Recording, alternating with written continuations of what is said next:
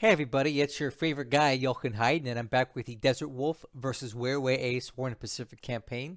This is scenario 1 with stacking limits, and today we'll be watching the 9th of December 1942 combat replay. We know that the Kido Butai is getting close, so I'm waiting with bated breath to see where they show up and what they're going to do. Hopefully this turn, but you never know.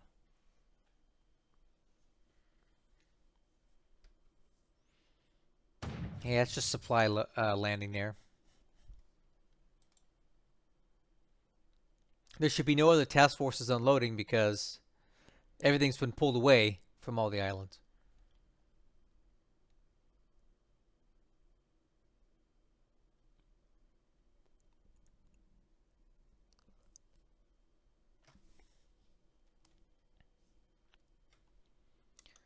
Okay, super quiet so far. Again, this is just supply unloading here.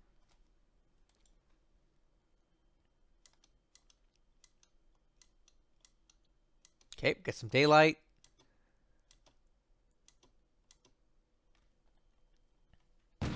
More supplies.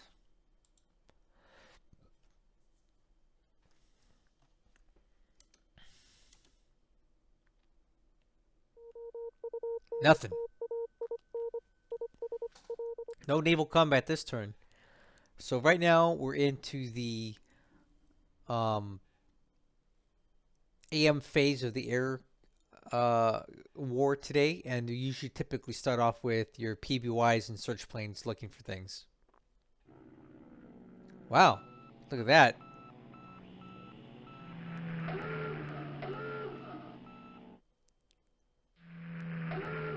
So this is kind of bad because it tells Wirraway where the Allied carriers are at, right? Because he knows that SBD-3s are attacking, and the most likely source of that is going to be carriers. So sometimes players will run their carriers with no air missions at all, just so nothing can fly off of them and be spotted by a sub or something like that. I'm not sure if Desert Wolf doesn't care or maybe it was a mistake. Who knows what the motivation was there, but maybe he thought that flying the ASW missions to protect the carriers is more important than giving away their location. That could be it. Doing some sweeps in China. I always like to get through those quickly in case there's an actual air battle there.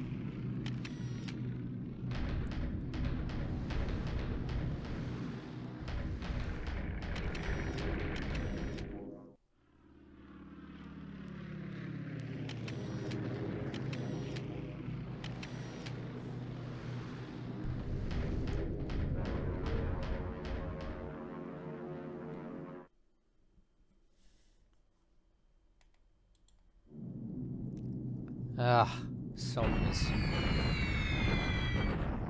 useless.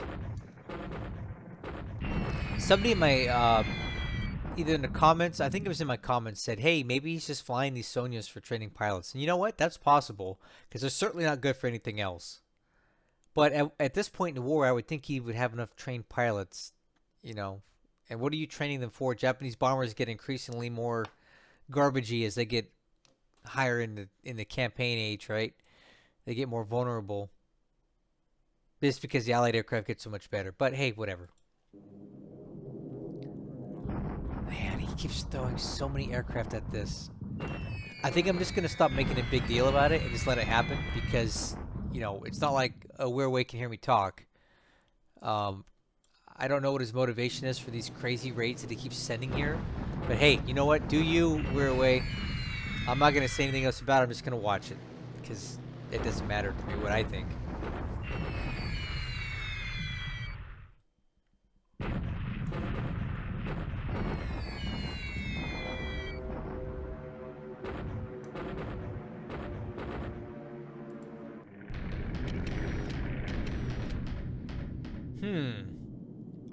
B-17 is going to Ferguson Island. How did he know? Come on.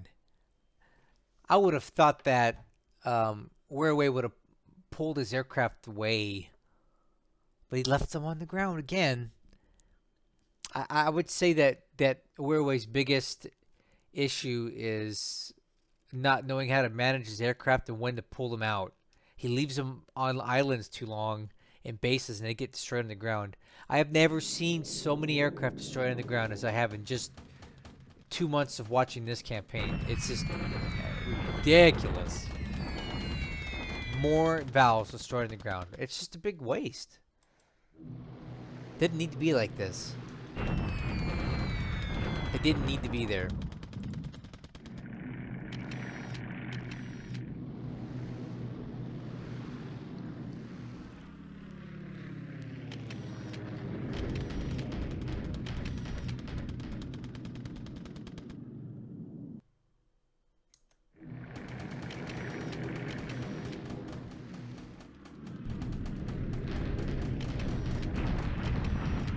Okay, back to sweeps in China. Okay, AM phase is done. Notice the distinct lack of allied aircraft in Burma. We didn't see anything, right? I think Desert Wolf is still resting his bombers and trying to get them all fixed up. He had a lot of aircraft that were disabled.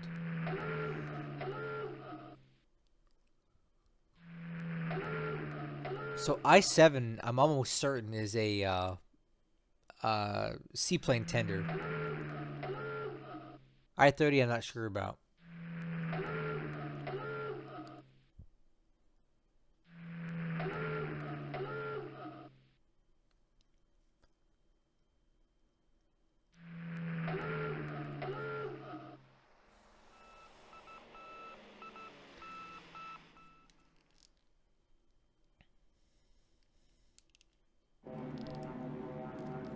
Okay, back to China. I'm expecting this PM air phase to be pretty light.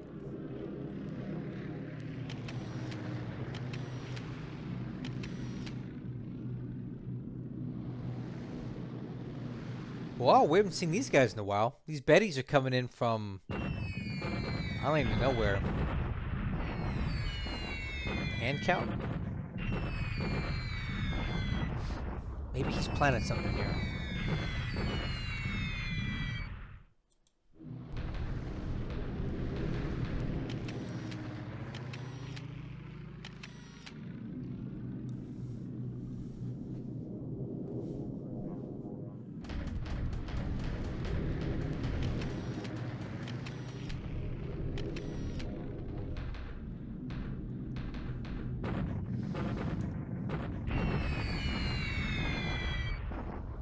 "24 aircraft and no losses to the Allies."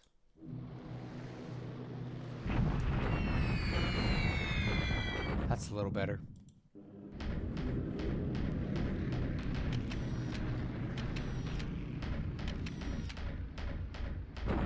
Okay, so B-26 is coming into Nauru. Hitting a few things.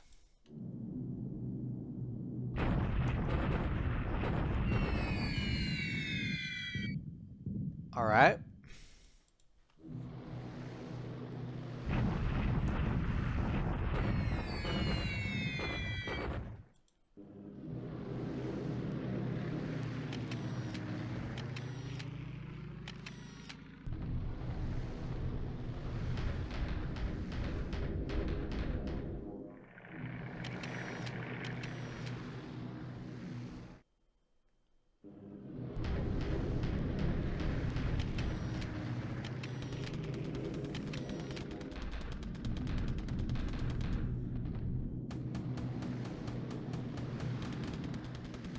Okay, that's your air phase for today. Relatively quiet.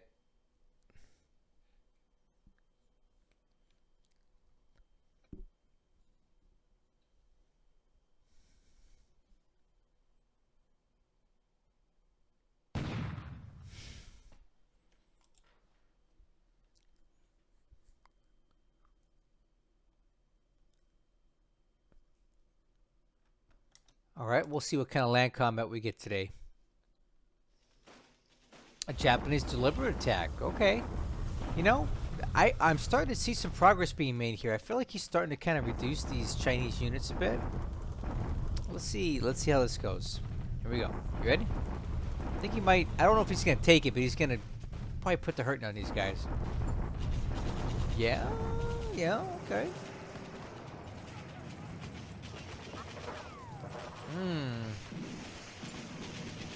Well, never mind. I was expecting better. Yikes! Yeah, a lot of disabled and a lot of destroyed units. So despite what we thought here, the Japanese are still having trouble with this mountain terrain. And a bombardment attack here. Nothing to write home about. Okay, Japanese bombardment on T Island.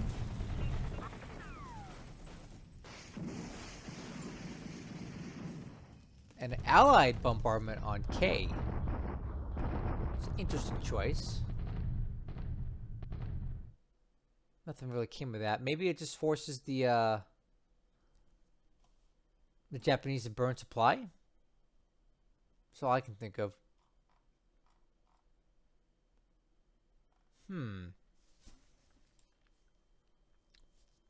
Guys, I don't know about you, but I swear this list of troops is growing. Like these dash ones, were they there before? Is he bringing more troops into this island?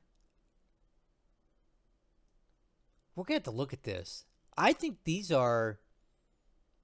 I think he's bringing these guys in from somewhere because this list of units keeps getting bigger and bigger and bigger. So what the heck? I wonder if he's bringing more troops in here. Okay, Allied deliberate attack at our island here. This should go well.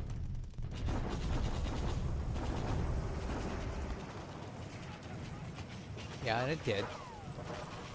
Yeah, look at that. Almost 10-1 casualties there. But they're still hanging on, man. They just won't be destroyed. And an Allied deliberate attack on T Island. Again, trying to finish these guys off. I think this will be successful this time. These guys have nothing left. Here we go. Wow, no. Again, another unit was destroyed, but they're still hanging on. They just won't give up. Slowly but surely, though, they are treating these guys. I'm pretty sure there's just going to be nothing left of them. But they just have not folded up yet. It's so hard to finish these guys. Allied bombardment on Nauru. I don't know. Seems like a waste of supply.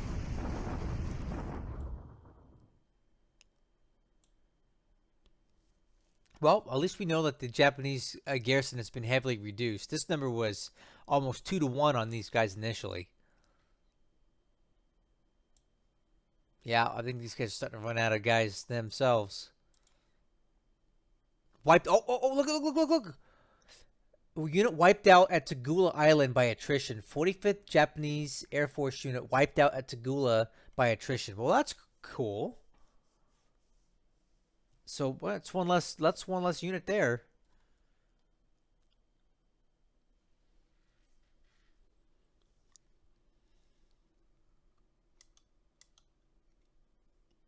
Oh, ace pilots are being promoted right now. You seen this? So we had 2 ace pilots promoted right now.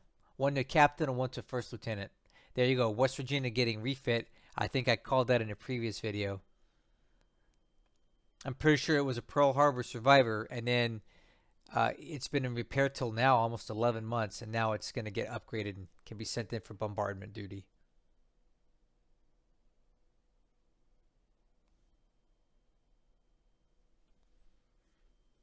Let's see what kind of units we pick up.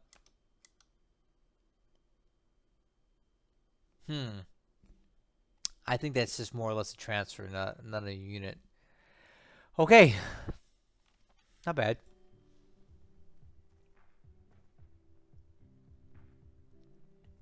Okay, welcome back. We'll take a look at the intelligence report now. Today, aircraft losses, 13 for the Japanese, 3 for the Allies. Number of valves destroyed underground, but that's just par for the course for this campaign. Aircraft destroyed underground constantly. A bunch of other miscellaneous aircraft here. We got a B-17, a photo reconnaissance Hurricane. I'm sure that was probably not great. And a PBY-5A. Of those 3 aircraft that were lost by the Allies, 1 wounded and 1 killed pilot. For the Army lost points this turn, another good day on the ground for the Allies. 3 Allied lost points to 19 Japanese. The bulk of those 19 are probably coming from K Island here and the shellacking they're taken by those tanks. Ship sunk. Allegedly, the I-31 sank near Amchatka Island. Let's take a look at that. I-31 at 157.57. That should be up here. So supposedly the I-31, which is possibly what this is, sank here. I call that very dubious intel, so I wouldn't buy that at all. Looks like Des Wolf is banking a bunch of political points here. He's grabbing even more. I don't think he even spent any. For the turn, the Allies gained 74 points, bringing the Japanese win ratio down to 1.607. Let's take a look at Combat Reporter now. So, no activity on the sea. We'll look at ground action. Apparently, one of these units was wiped out at Tagula by attrition. So, basically, every single unit was killed and it's just dead. Also had a deliberate attack by the Allies today with great assault odds, but despite it, the casualties were kind of lopsided here. Again, 1 unit was destroyed. This 45th unit here, but there's still quite a bit of units left on the island. It's going to take a long time to get them out of there. The Allies attacked at R, and 10-1 casualties more or less, but the enemy is still present. So again, this is going to take a long time to wear these guys down. Had some bombardments at K. Nauru. Looks like on K, the Allies are probably trying to save up some strength here. They've been attacking every day, and this time around, it looks like they're stopping to work on this disruption.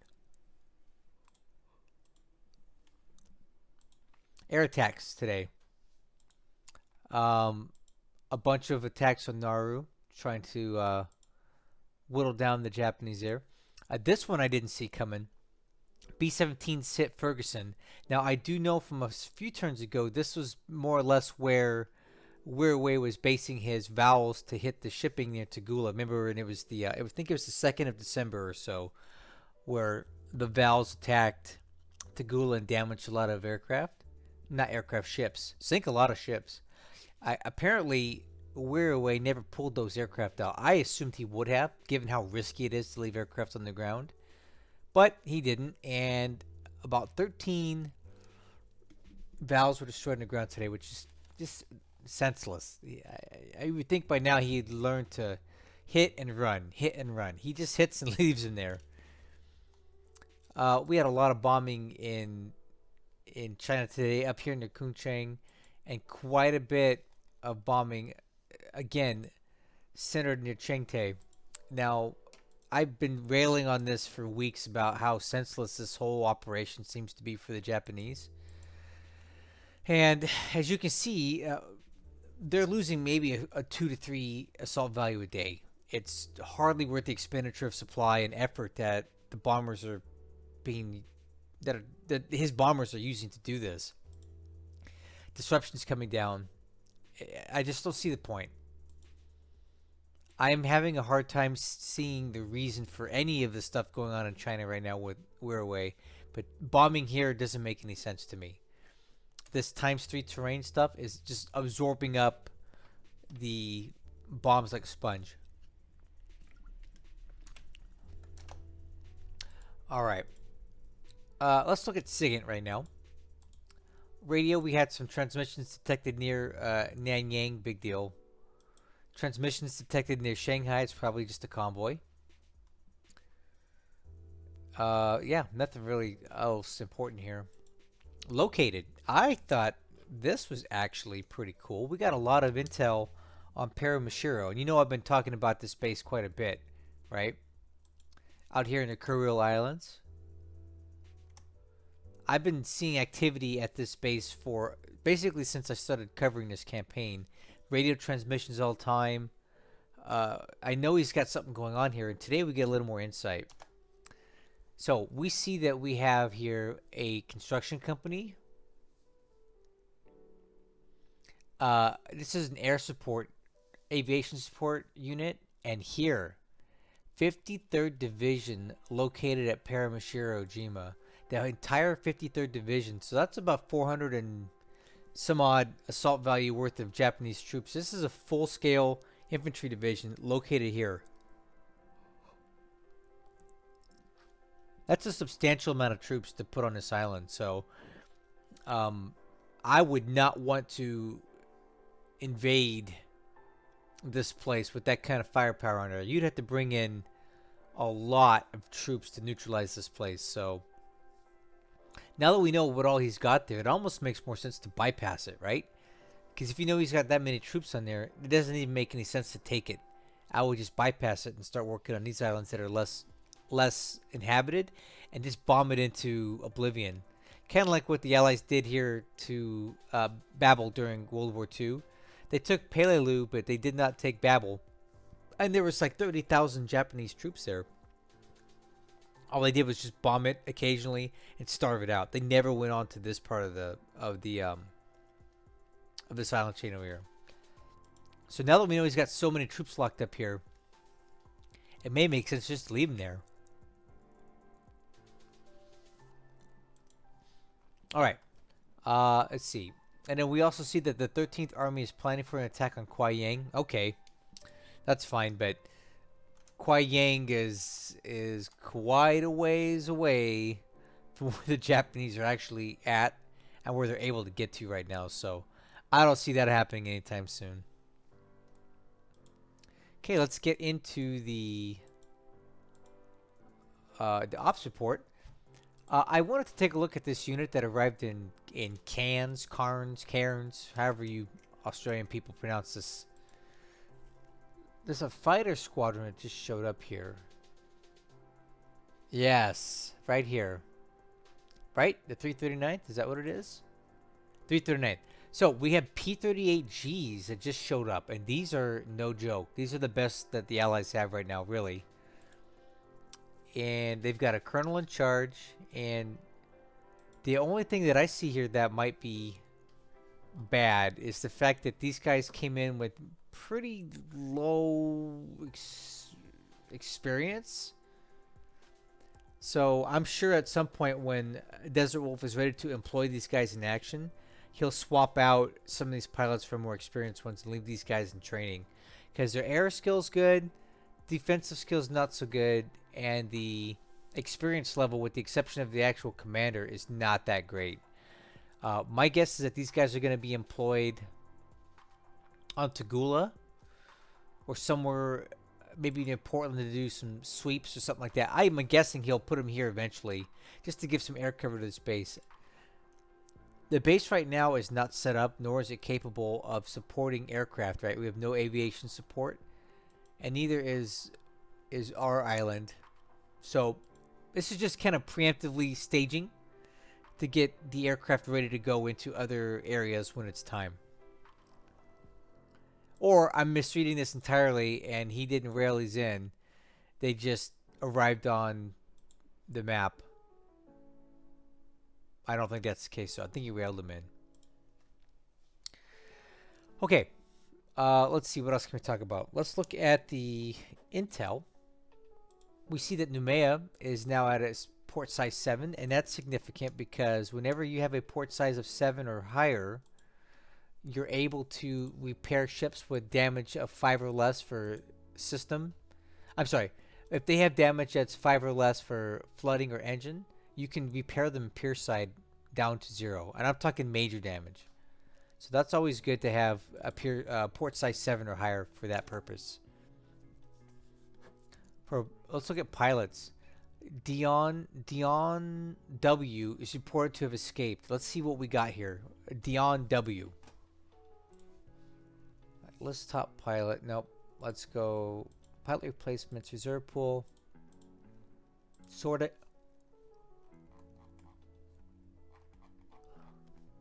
Dion W. There he is. Looks like a bomber pilot. And not a very good one either. Very little experience. Only 10 missions. We get him back this month. Lieutenant Colonel, though, so he might have been a squadron commander for all I know. So, yep, we get another pilot back. But that one, if he'd stayed captured, it would have been okay. Don't tell his parents I said that. All right, refit. West Virginia at Pearl. I mentioned this ship last turn that I thought it would be going into refit now that it was repaired. And sure enough, West Virginia is in the shipyard for its 18-day overhaul, and it's going to basically almost double the anti-aircraft firepower that it has than from what it had at the start of the war here. You can kind of take a look at that. See, it was like 2 something. Now it's 538. All right. Let's take a look at the sub-tab. And you can see here that the carriers that are passing through here on the way down to Fiji are definitely spotting submarines over here, because we have a significant amount of these SPDs set up for ASW. So they are definitely spotting stuff and attacking it. And that's a good thing, because now that I'm looking around here, we see that we have quite a bit of ships passing through this area. Right, on the way to Luganville, to Fiji. And spotting these subs will help these guys evade them next turn. So I mentioned during the replay that it's a double-edged sword when you have your aircraft set up to do this sort of thing. Because, one, it does give you spotting on subs and help prevent your carriers from getting intercepted by the subs. But it also tells the Japanese exactly where you're at, because the submarines themselves can see and report that they're being attacked by SPD Dauntlesses, right? And there's a very high likelihood that those are not land-based but are coming off of a carrier themselves. So it tells the Japanese player where your carriers are at. So you have to make a decision if you want to fly your aircraft in search and ASW, or if you want to put them on a carrier and don't fly them at all, because then you can kind of go dark. Right. In the case of this task force, they didn't go dark because the subs have spotter planes on them, but these easily could have been our rowboats or other fleet subs that don't have aircraft aboard. But now you just gave away your position, so you do the math on what's best for you in your situation. Obviously, I assume that Deswolf's decision was deliberate, and he did that math because he's very smart. Smarter than me. And the last thing we'll take a look at is this here. We've got R4Ds transporting the 2nd Fighter Command from Luganville. So let's see if we can figure out where they're going. I think I have an idea. Where are these R4Ds at? Oh! Okay. So these guys are grabbing the fighter command from Luganville and bringing it to Endeni. So that's what's going on here. We're working on the airfield, right? Getting it built up quickly with a lot of engineers. And in addition to that, we have 51 units of aviation support here, which is really good. And we've already got some aircraft based here. We have PBYs and doing naval search. Not quite sure what this fragment's doing here. Something from New Yorktown. I don't know why they're there.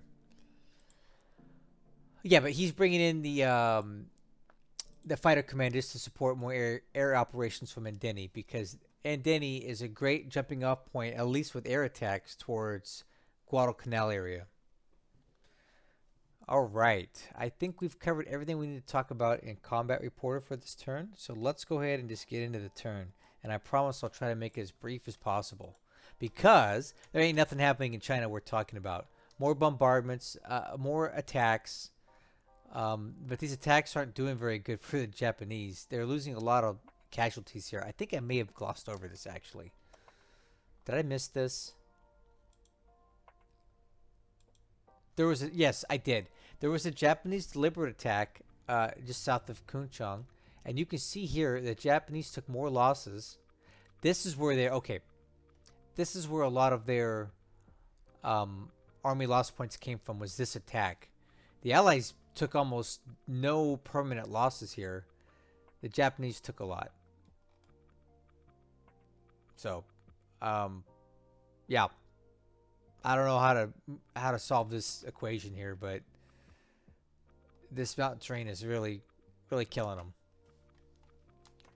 In Burma, I got nothing to say. Status quo.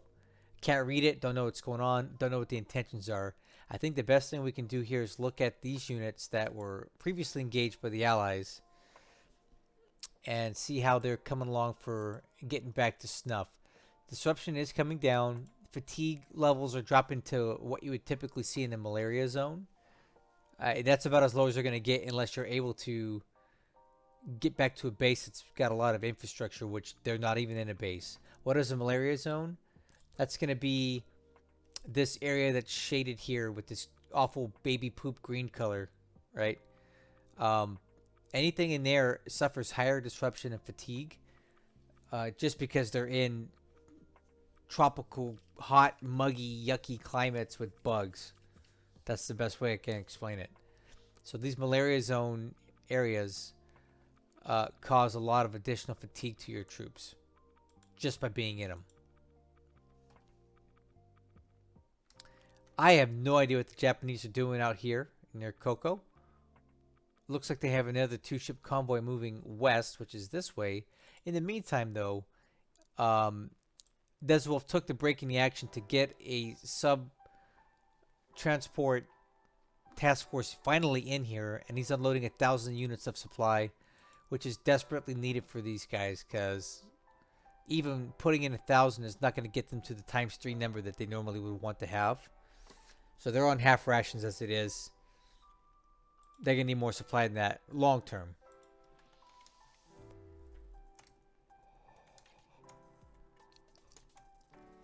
Taking a quick peek around here, we don't see any enemy carriers yet. All right, especially down in the Solomons, but it's okay. Even if there were here, Desert Wolf has pulled all of his important ships out, right? We've got the carriers down here at... where are we at? Oh, Numea. And you can see they've all fueled up. So we're topped off with fuel for now. And then we also have these carriers moving to Fiji. But talking about Coral Sea and the Solomons right now, everything's safe.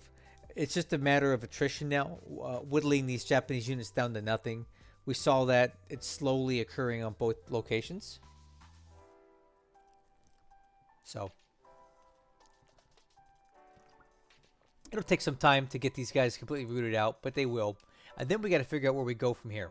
Because I have no idea. I didn't see this one coming until almost a day or two before. So I don't know what Desert Wolf's plans are from this point on. Your guess is as good as mine.